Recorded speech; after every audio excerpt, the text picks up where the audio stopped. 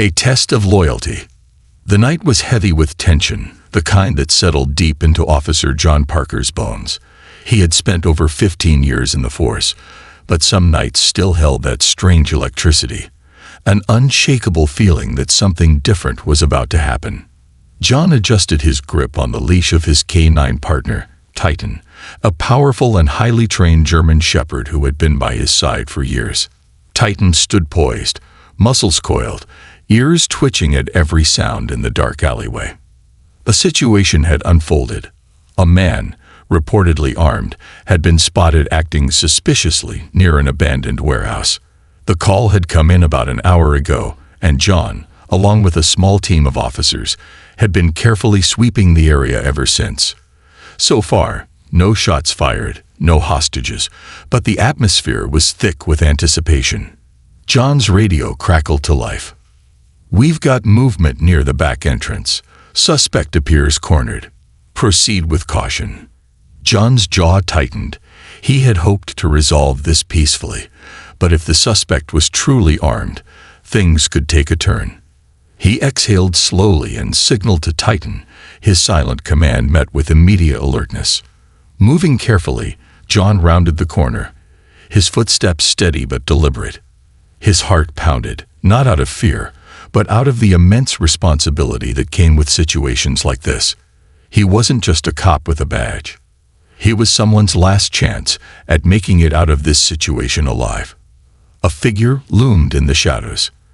The suspect was crouched near the wall, his breath ragged, his hands trembling. His clothes were worn and dirty, his face partially hidden by unkempt hair and a hood pulled low over his brow. His entire posture screamed exhaustion rather than aggression. But the gun, yes, there it was, tucked against his side. Not raised, not pointed, but there. John didn't wait. With a firm, steady voice, he gave the command, "Titan, engage." The moment the words left his lips, Titan sprang into action. The K9 launched forward with remarkable precision, closing the distance in seconds. The suspect's eyes widened in panic, his body stiffening as he braced for impact. But just as Titan was about to engage, just as his powerful form was ready to take down the man, something changed. Titan stopped. His momentum halted just inches from the suspect. His body tensed, but not in attack mode. Instead, he sniffed the air around the man, his posture shifting from aggression to something else, something John had never seen before. Titan's ears perked, his tail lowered slightly, and then he whimpered. John's breath caught. Whimpered. Titan, the fearless police K9, the dog who never hesitated in high-stakes situations, was hesitating now. The suspect, still frozen in place, suddenly sagged against the wall, his face turning pale. His lips parted, and in a whisper so faint John barely caught it, he said, "That scent. It can't be." John's grip tightened on his firearm, his mind working overtime to process what was happening. The tension had shifted in an instant. This wasn't just about an arrest anymore. Titan now stood between John and the suspect, his gaze flicking between them with something almost resembling recognition. John took a cautious step forward. "All right," he said carefully, his voice steady. "Someone want to tell me what's going on here?" The suspect's hands shook, his knees buckled, and for the first time, he met John's gaze, really met it. And then, with eyes glistening with something deeper than fear, he said the last thing John ever expected to hear. "I know this dog. A connection beyond time." The world around John Parker seemed to blur for a moment. The rain-slicked pavement beneath his boots, the distant hum of city life beyond the alley, all of it fading into the background as the suspect's trembling words hung in the air. "I know this dog." John's fingers instinctively tensed around Titan's leash. His partner, usually fearless and unwavering in duty, now stood frozen, his deep brown eyes locked onto the man with something unspoken, something that felt personal. Titan didn't growl. He didn't bark. He didn't react the way he was trained to in high-intensity situations. Instead, He inched closer, his head slightly lowered, sniffing at the suspect's outstretched, shaking hands. The man swallowed hard, blinking rapidly as if trying to convince himself that what he was seeing was real. John took a step forward, his voice calm but firm. "Start talking. Now." The man exhaled shakily, his gaze never leaving Titan. His lips parted, words forming slowly, as if each one carried the weight of years. "I was a K-9 handler," he said hoarsely. "Military." John's breath hitched, but he didn't interrupt. The man continued, his hands flexing against his knees. "I was deployed overseas. My partner, my best friend, was a Belgian Malinois named Ghost." His voice broke slightly on the name, and Titan's ears flicked at the sound. "I trained him from the time he was a pup. He was with me through everything. The heat, the danger, the missions that went bad. He saved my life more times than I can count." The man let out a bitter chuckle, rubbing a hand down his face, as if trying to wipe away a memory. "Then one day, he was just gone, taken from me in an ambush. I searched for him. I fought to find him, but they told me." He exhaled heavily. "They told me he didn't make it." John's heartbeat pounded in his ears. This wasn't the story he expected. This wasn't some low-level criminal trying to make excuses. This was a man who had lost something.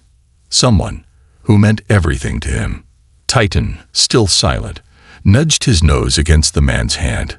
It was a small movement, but it sent the man into near shock. His entire body tensed, his breath catching, his hands hovering over the K-9's head, as if he wasn't sure if he was dreaming. His fingers finally brushed against Titan's fur, and in that moment, something shifted. The man gasped, recoiling slightly as if he had been burned. "No," he whispered. "It can't be." John's grip on Titan's leash tightened. His mind raced, connecting dots that didn't quite fit together yet. Titan was a veteran police K-9, recruited and trained by law enforcement. He had been with John for 3 years now, loyal, precise, unmatched in his skills. But before that, where had he really come from? John knelt down, keeping his voice measured. "You're telling me this dog is your ghost?" The man let out a shaky breath, nodding. "I don't know how, but..." He swallowed hard. "He remembers me. I can see it in his eyes." Titan let out a low whine, a sound John had never heard from him before. It wasn't fear. It was recognition. John felt a strange weight settle in his chest. This wasn't something he could brush off. This wasn't something he could explain away. Titan was reacting to this man in a way he had never reacted to anyone before. John didn't believe in fate. He didn't believe in miracles. But standing there, watching the raw emotion in the suspect's eyes as Titan rested his head gently against the man's shoulder, he had no other word for it. This wasn't just a police K-9 following orders. This was reunion. John exhaled, looking at the man with renewed understanding. "What's your name?" The man wiped at his face, as if grounding himself back in reality. "Ethan." John nodded. "All right, Ethan. You've got some explaining to do." The tension in the air had shifted, but the stakes hadn't lowered. Whatever had led Ethan to this alley tonight, whatever past he carried, it wasn't just about Titan anymore. John had a feeling this story was only just beginning. Unraveling the past. John Parker had been in law enforcement long enough to know that some moments in life didn't come with explanations. Some things weren't written in training manuals or covered in police protocol. This was one of those moments. The rain had slowed to a light drizzle, misting the pavement as he stood in the dim glow of a nearby street lamp, his grip firm on Titan's leash. Across from him, Ethan sat back against the cold concrete wall, his breath still unsteady, his hands still trembling. Titan had refused to move away from him. The dog that had once been trained to take down dangerous criminals now lay at the feet of a man he was meant to subdue. His ears perked, his gaze alert, but his posture completely relaxed. John crouched down, leveling his gaze with Ethan's. "You said you lost a dog named Ghost," he started, his voice steady but measured. But Titan's been with me for years. We've trained together, gone on missions, handled more cases than I can count. You're telling me this is your dog?" Ethan exhaled, rubbing his hands over his face before looking back at Titan. "I know how it sounds," he admitted. "I know you have no reason to believe me. But I know him. And he knows me." John remained silent, letting Ethan gather his thoughts. He could see the weight of years pressing down on the man, the exhaustion lining his face. Ethan swallowed hard before speaking again. "I was a handler in the military, K-9 unit. Ghost was my partner, my best friend. We were inseparable. He was trained for combat, search and rescue, bomb detection, but beyond that, he was mine." His voice softened slightly. "When you go through what we did, that kind of bond doesn't just go away." John studied him closely. "I lost him 3 years ago," Ethan continued. "Our unit was ambushed. It was chaos. Bullets flying, explosions. I don't remember much, except that I got hit. When I woke up, I was in a field hospital, and they told me he didn't make it." Titan, Ghost, let out a low whine, shifting closer to Ethan as if sensing his pain. John's jaw tightened. He could see it now.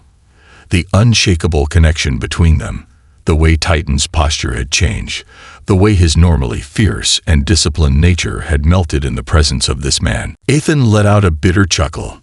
"I didn't question it at first. I was too messed up to ask for details. I just accepted what they told me and tried to move on." He shook his head. "But I never really did." John frowned. "And now you find yourself face to face with the same dog you lost." Ethan let out a breath, nodding. "I don't know how, but yeah." His eyes met John's, pleading. "Look at him. Tell me you don't see it." John hesitated. He had worked alongside Titan for years. He knew his habits, his mannerisms, his personality. Titan was disciplined, obedient, and fiercely protective, but he had never seen him react to anyone the way he was reacting now. His gut told him that Ethan wasn't lying, but that raised even more questions. John stood up, his mind racing. If this was true, if Titan really was Ghost, then someone had lied to Ethan. Someone had taken this dog, trained it, and reassigned it without ever telling its original handler. Why? And more importantly, who? John took a slow breath. He needed facts. Answers. Something to piece this puzzle together. "Ethan," he said, his tone firm but not unkind, "I need to verify this. If what you're saying is true, then I want to know how this happened. But you need to be straight with me. Why are you here? What are you running from?" Ethan hesitated, glancing down at Titan before looking back at John. "It's complicated." John crossed his arms. "Uncomplicated." Ethan sighed. "After I got discharged, things went downhill fast. I lost everything. My job, my home. I started taking whatever work I could find. Security, private contracting, things like that. But I got involved with some people I shouldn't have." John's jaw tightened. "Go on." Ethan rubbed his temples. "It started out simple, just surveillance jobs, bodyguard work. But then I realized these people were dealing in things that weren't exactly legal. I tried to back out, but by then, I was in too deep. And when they started accusing me of stealing from them," he shook his head, "I had to disappear." John exhaled slowly. He had heard stories like this before. Veterans struggling to reintegrate, getting tangled up in situations they couldn't control. But this was different. This wasn't just about Ethan's past. This was about Titan. "You think someone from that world had something to do with Ghost disappearing?" John asked carefully. Ethan nodded. "I don't have proof, but yeah. I think someone took him, sold him, maybe even trained him again under a different name." He swallowed. "And now somehow he's here, with you." John felt his grip on reality slipping slightly. This wasn't something he had ever anticipated when he started his shift tonight.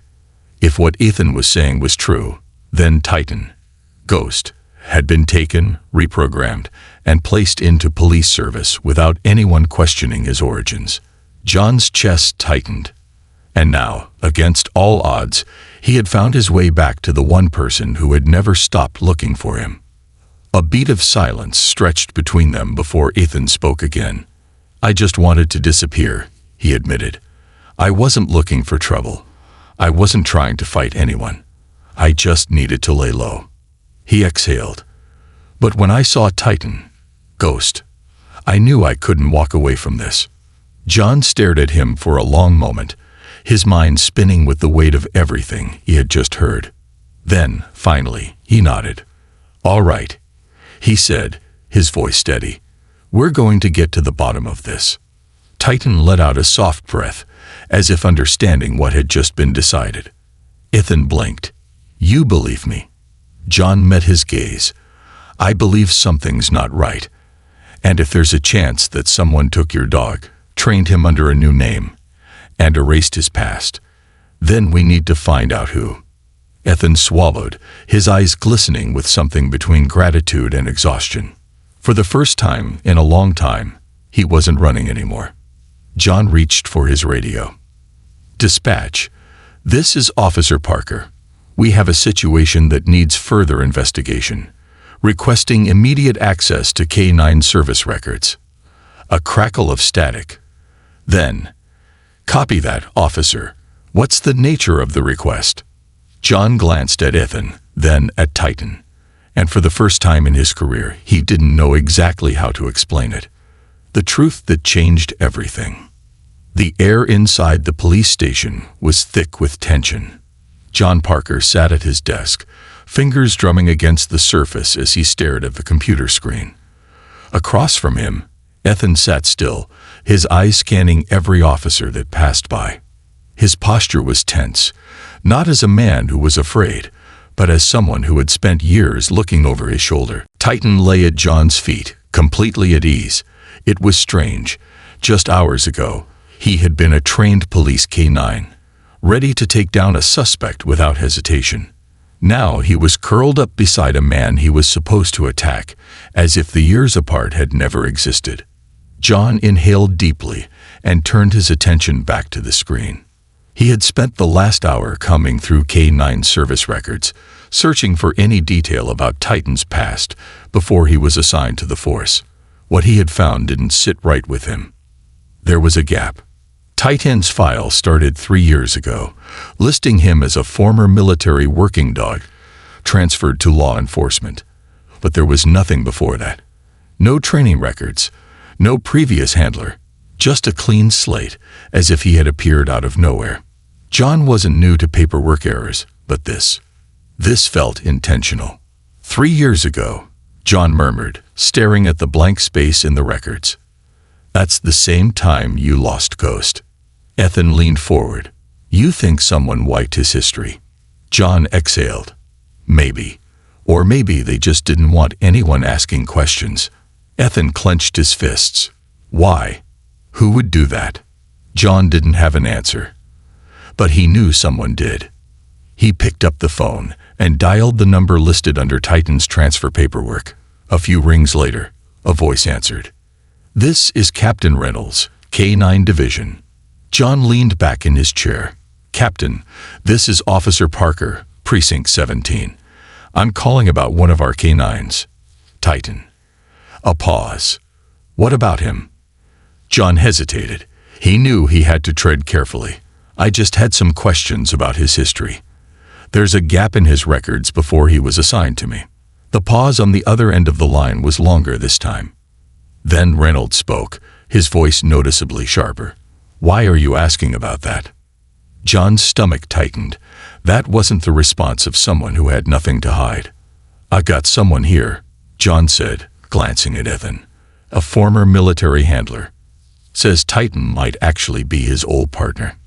Silence. Then Reynolds let out a slow breath. "I can't discuss that." John sat up straighter. "Why not?" Reynolds hesitated again, then finally spoke. "Look, I don't know what you think you found, but let me give you some advice. Drop it. Titan's a police K9 now. That's all you need to know. John's grip on the phone tightened. That's not good enough. Reynolds' voice dropped lower. Parker, listen to me. These dogs are expensive. They're assets. If a military dog goes missing, if one gets lost in an operation, it's easier to reassign them than to deal with the paperwork. No one asks questions. No one looks back. John's stomach churned. So you just erased their past. Reynolds didn't answer. John's mind raced. This wasn't just a mistake. This was deliberate.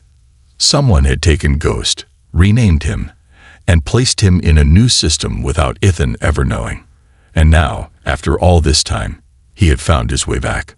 John let out a slow breath. Thanks for your time, Captain. He hung up before Reynolds could say anything else. The room was silent for a moment. Then Ethan leaned forward. What did he say? John met his gaze. They did it on purpose. They reassigned Ghost, wiped his identity. You were never supposed to find him. Ethan inhaled sharply, looking down at Titan. Ghost. His hands clenched as emotion flickered across his face. Anger. Relief. Sadness. John exhaled. They can't take him from you again. Ethan looked up sharply. What are you saying? John glanced around the station. He knew what the protocol was. Titan was property of the police department. If someone higher up decided to intervene, they could pull him from John's unit. They could take him away from Ethan again. But John had spent years trusting his instincts. And right now, his instincts told him one thing.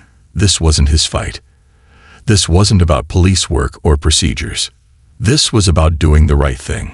John pushed back from his desk and stood up. Let's go. Ethan frowned. Go where? John looked down at Titan. No, Ghost, who was already watching him as if he knew exactly what was happening. Home, John said. Ethan's throat tightened, his jaw working as he processed what was happening. John handed him the leash. You were his partner first. Ethan hesitated, then slowly reached out. His fingers brushed over the worn leather strap before curling around it. Titan. Ghost looked up at him, tail wagging ever so slightly. Ethan let out a breath that sounded almost like a laugh. A disbelieving, overwhelmed, freeing laugh. John turned away before he could second-guess himself. Parker.